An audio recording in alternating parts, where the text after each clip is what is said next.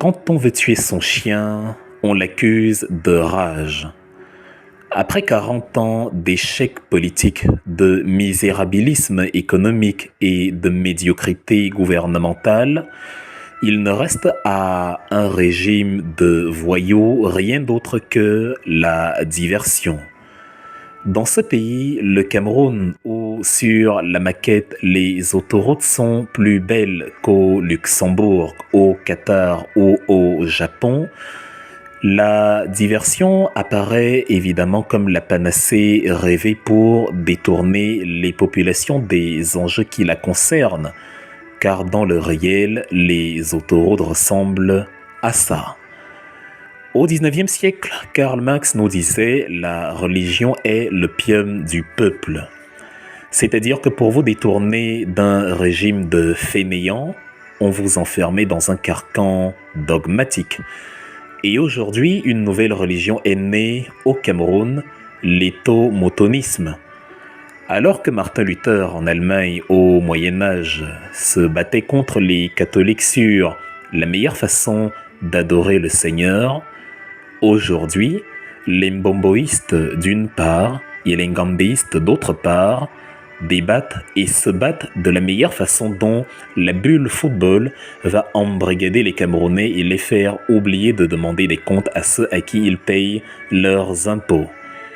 Mais à côté de la religion football, le régime de Yaoundé a créé une potion encore plus enivrante, le tribalisme, à savoir le tribalisme d'État, qui est encore plus pervers que la forme primaire. Il consiste à vous faire croire que la politique est un paradigme de village et qu'il ne faut pas parler des programmes politiques, ce qui est compréhensible puisque eux, ils n'en ont pas. Toi qui m'écoutes en ce moment, on te l'a dit dans ta famille cette semaine ou au mieux cette année, tu fais quoi dans les choses de ces gens-là? Parce que depuis qu'il a créé le Cameroun 2.0 en 82, Paul Biya vous a mis dans la tête que on ne débat pas du projet de société, du programme de gouvernance, de bilan. Il vous a mis dans l'esprit que ceux qui veulent conquérir le pouvoir veulent simplement remplacer un village par un autre. Et pire, il vous en fait croire avec l'avènement de l'opposition farouche de 2018 que le tribalisme est né de nouveau en 2018. C'est en 1999 que André Woking se voit chassé aux portes de Yaoundé parce qu'on lui fait comprendre qu'il n'est pas le bienvenu, il n'est pas chez lui. C'est le socle granitique, le même que M. Famendongo va magnifier en 2019 en justifiant qu'il ne faut pas aller battre campagne dans le village du Dieu vivant à la tête du Cameroun, Dieu des ténèbres, soit dit en passant. C'est en 2019 donc que Sam Sévérin Ango se voit verser un liquide, qui pourrait être de l'urine, parce qu'on lui dit oui, ici dans le socle granitique, tu ne peux pas venir battre campagne. Regardez ce garçon, observez-le bien, qui tient entre ses mains des parles G, des biscuits, qu'il pense qu'ils le nourriront pour la vie. Pourtant le même, quand on lui a dit certainement quelque temps plus tôt de se lever et de réclamer des comptes à ceux à qui ses parents et lui-même payent des impôts, il a estimé que non, vous n'aurez jamais le pouvoir, nous avons le pouvoir, donc c'est bien ainsi. Il a oublié que la misère, le manque d'eau, d'électricité, de nourriture et d'infrastructures économiques étaient justement sur tous les Camerounais comme la pluie, comme le soleil, et que ça n'épargnait personne. C'est en 2011 que Wikileaks, merci Julian Assange, nous révèle que le vice-premier ministre Mamadou Ali, depuis 2004, lors d'une conversation avec l'ex-ambassadeur américain Janet Garvey en 2009, nous dit que il est hors de question que cette entité ethnique accède au pouvoir et nous n'allons jamais conclure une alliance avec eux. Nous ne sommes pas, nous, du Nord, assez stupides pour le faire. Voilà ceux qui vous ont vendu le tribalisme comme étant du fait de l'opposition, parce que incapables d'assumer leurs manquements, incapables d'assumer leur bilan économique à la médiocrité infinie. C'est pour ça que quand on tire sur une femme, un pays où on devrait respecter les femmes, on envoie un oiseau de mauvais augure. Excusez du peu, c'est ce que son nom signifie. Vous dire que c'était des tatouages et que c'est du fake. C'est pour ça que pour contrer une opposition, un média qui devrait faire office de média devient plutôt une milice médiatique au service d'un malfrat au pouvoir. Un média rassemble autour de l'oiseau de mauvais augure des Obama, des Atangana, des Owona, des Essomba, pour justement parler d'une opposition qu'on veut assimiler à un village alors que elle a un projet de gouvernance à défendre.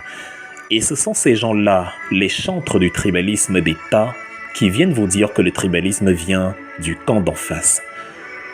Quand on vous dit « tu fais quoi dans les choses de ces gens-là » posez-leur la question « s'il n'y a que ces gens-là dans les choses de ces gens-là » c'est parce que vous n'avez pas voulu y adhérer. Pourtant, la porte est ouverte à tout le monde. Marquez un temps d'arrêt. Et demandez-vous, si dans une tasse de café, il n'y a que du lait, le café sera blanc. Le café n'a pas à se plaindre du fait qu'on ne l'a pas admis dans la tasse de lait, puisqu'il y a de la place pour lui. Il n'a qu'à venir et ça donnera du café au lait. Si le café ne veut pas s'y mêler, c'est que le café est raciste et vice-versa. Il n'aime pas le blanc. Et si le lait ne veut pas se mêler au café, c'est parce que le lait est raciste, il n'aime pas le noir.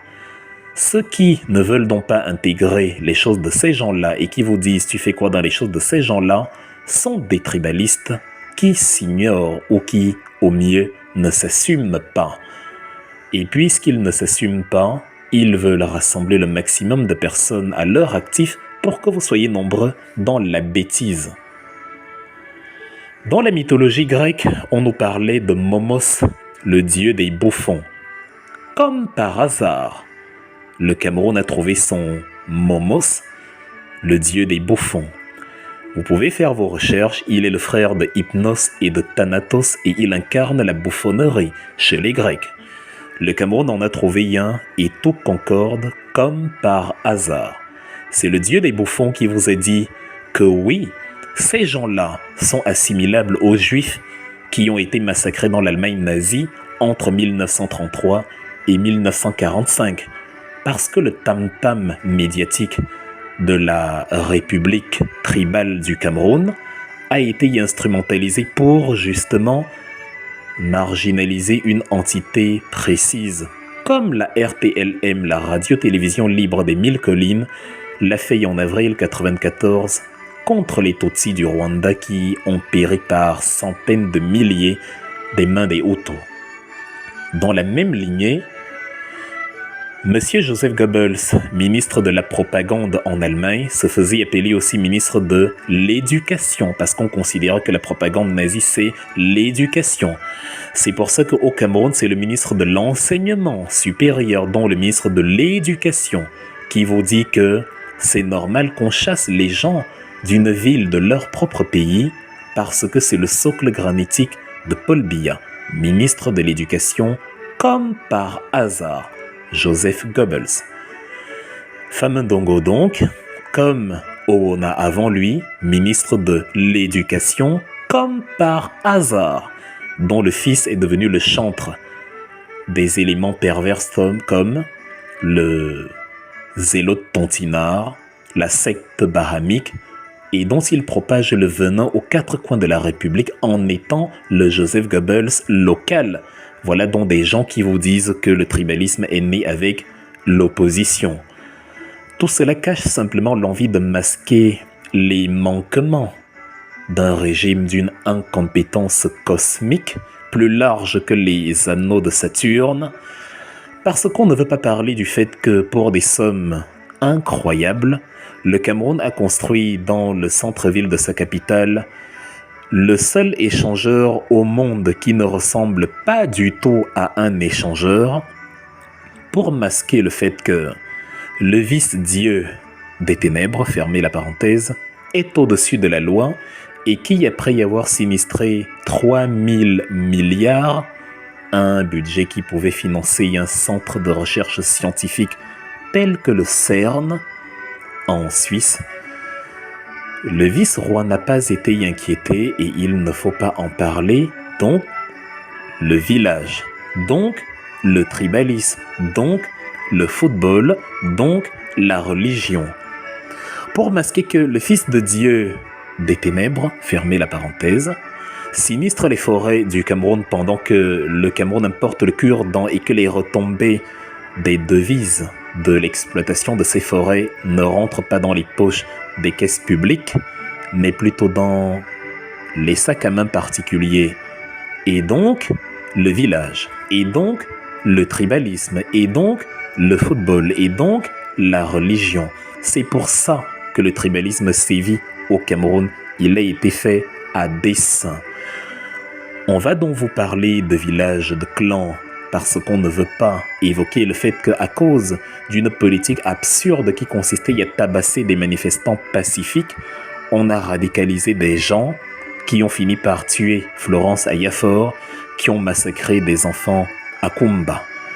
Et pour masquer que le dialogue n'a pas fonctionné, puisque c'était un monologue où on ne voulait pas interroger le bilan et les questions de fond, donc le village, donc le tribalisme.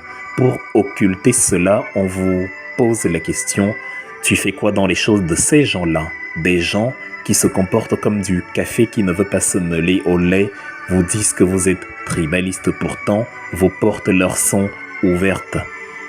Ce n'est donc pas un hasard si c'est en 1933 que naît Paul Biya, l'année de l'avènement au pouvoir dans l'Allemagne nazie d'un certain Adolf Hitler. Comme par hasard.